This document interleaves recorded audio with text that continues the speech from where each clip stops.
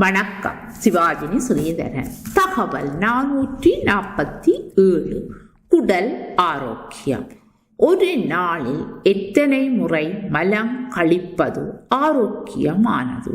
ஒருவர் எத்தனை முறை மலம் கழிக்கின்றார் என்பது நபருக்கு நபர் மாறுபடும். நாம் உணவு உண்ணும் போதெல்லாம் பெருங்குடல் சுருங்கி உணவை செரிமான பாதையில் தள்ளுகின்றது.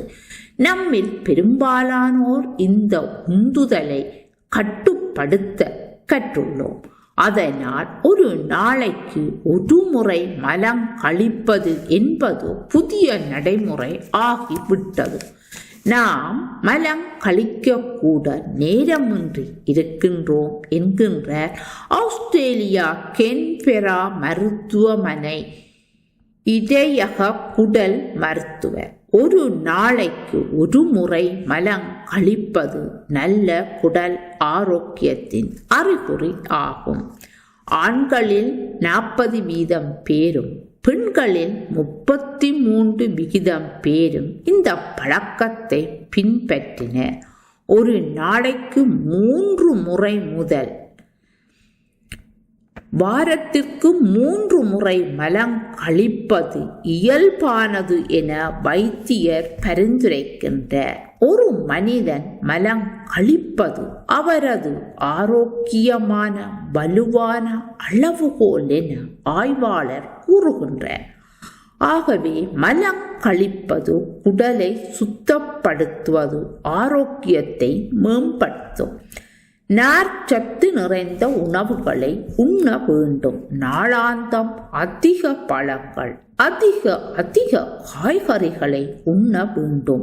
உங்கள் குடலில் ஆரோக்கியத்தை கணிக்க, செரிமான பாதையை கடக்க உணவு எடுத்துக்கொள்ளும் நேரம். ஒருவருக்கு ஒருவர் உணவு செரிமான குழாய்களை கடக்கும் நேரம் வித்தியாசப்படும்.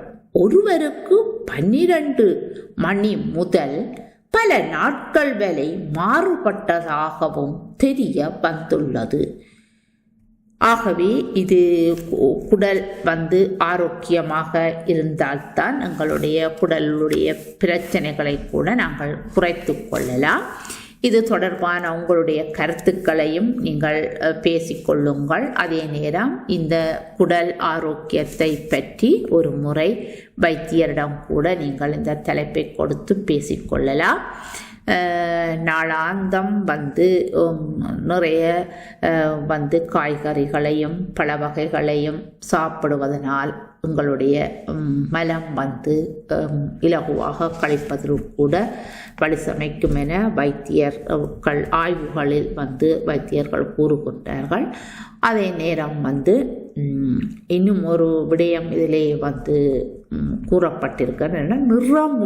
நிறமூட்டப்பட்ட காய்கறிகள், கனிகள் கலகலராக இருக்கிறவற்றை உண்ணும்போது அது வெளியேறுவதற்கு இவ்வளவு நேரத்தை எடுக்கின்றது என்பது அவரவர்களே தங்களுடைய நேரம் சாப்பிட்ட உணவு இவ்வளவு நேரம் சென்று நிறமூட்டப்பட்ட காய்கறிகள் பழ வகைகளை சாப்பிடும்போது வெளியேறுகின்றது என்பதனை கூட அவரவர்கள் கணித்து கொள்ளலாம் எனவும் ஆய்வுகளில் கூறப்பட்டிருக்கின்றது.